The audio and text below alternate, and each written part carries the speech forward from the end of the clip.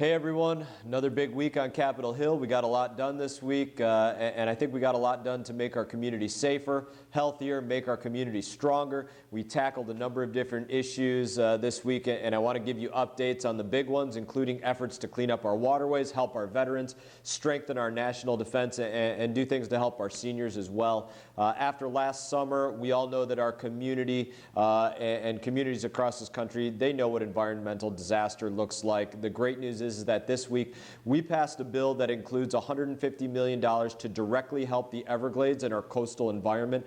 This includes two amendments that I had the opportunity to write, one on combating harmful algal blooms by increasing the funding for programs that do the research and development of technology that actually clean up these harmful algal blooms, something that the Corps of Engineers hasn't been able to undertake, or FEMA hasn't been able to undertake that cleanup effort. Just like in any fight, we do it one step at a time. We do it one battle at a time, and we just try to move it forward and keep chipping away at it, and that's what we're doing here. To that end, I've been pushing the Army Corps of Engineers on a couple of issues this week. First, I've made it clear to them that it is unacceptable to transfer toxic algal blooms from Lake Okeechobee into our community. I've told them in as clear of terms as I possibly can that they have to exhaust all other flood control options prior to considering discharging water onto any other coast of Florida. And second, I've asked the President to immediately nominate an Assistant Secretary of the Army to oversee the Civil Works Division, which includes the Army Corps of Engineers. Right now, there's no Senate-confirmed person heading up this division, which is a very critical division for our community. And beyond that, I've been pushing them to work harder and work faster on SB 10 to build that reservoir south of the lake. I'm going to keep doing that. We're going to keep up that fight. So those are some of the actions that we took this week to keep our community healthier. Shifting gears a little bit, talk a little bit about the steps we took to make our community safer, make our community stronger. The most important responsibility of our government is to ensure the security of the American people. That is our number one function. And this week, we acted decisively to do exactly what we promised the American people. We passed a funding bill. It substantially increases the resources of the Department of Defense. It gives our troops a much-deserved pay raise. Our Army, Navy, Marines, Air Force, Coast Guard gives them the pay raise that they deserve for the work they're out there doing every single day. It fully funds the Department of Homeland Security's request for a wall along our southern border, and it does a great deal beyond that. We also passed a great sanctions bill that targets aggressors around the world. North Korea, Iran, Russia have all sought to undermine American interests and cause violence throughout the world. Our comprehensive sanctions package, it targets the Kim regime's ballistic missile program over there in North Korea, the Iranian efforts to support terror and their efforts to develop ballistic missiles. That's a big part of my background. I was a bomb technician. I had the opportunity after leaving, or as I was exiting the military, to work with the National Nuclear Security Administration. And these are things that I did a great deal of work on, and I'm very proud of the work that we're doing to go out there and prevent the ability of aggressor nations to deliver a warhead to our shores in as short a time as possibly 30 minutes from one side of the earth to the other. That's how quick an ICBM travels. So that was a good thing as well. You know, Russia, they have made some serious attempts to go out there to interfere with American elections, to violate the sovereignty of the Ukraine, to go out there and act as an unsavory actor within the conflict going on in Syria. This bill, it sends a clear message that we will not tolerate affronts to our global security, and so I'm very happy about that bill that we did.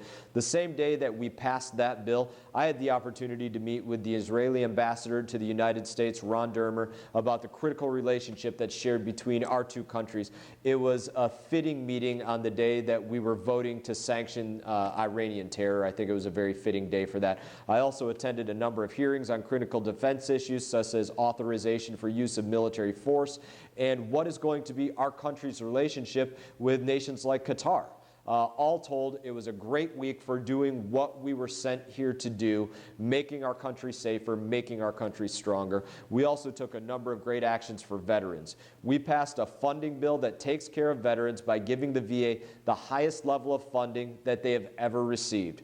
We also passed an expansion of the GI Bill that will help veterans in some incredible ways. You know, when my time in the Army was cut short, I was fortunate to be able to use funding from the post 9/11 GI Bill to get my degree at Harvard, and without it, I might not be a member of Congress right now.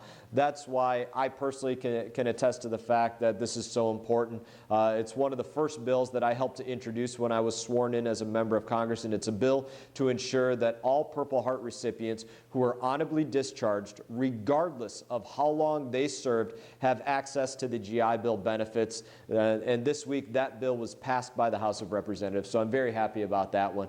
Providing high-quality education to these heroes, it's the least that we can do, and this is why I'm so proud to have led that effort. You know, the bill was passed as part of a big series of great bills for veterans that will also enhance GI Bill benefits. It will end the 15-year limit on GI Bill usage for qualified veterans. It's going to make the VA run more efficiently, help veterans get jobs, do a lot of great things for our veterans. Great bill.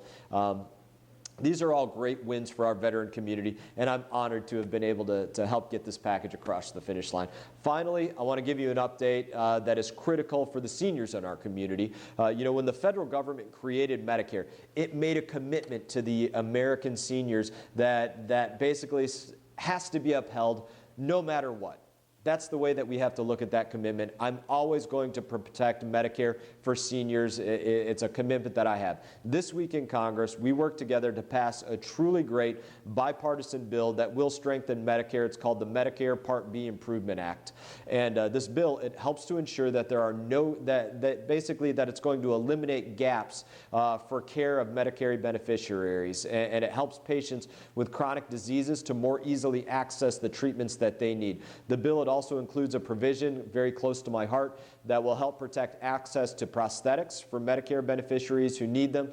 Obviously, that's one that I care a great deal about. I'm proud of our bipartisan work this week to get this bill, and I'm going to continue fighting to protect Medicare for today's seniors and future generations. We also had a number of constituents that were up here in D.C. this week visiting.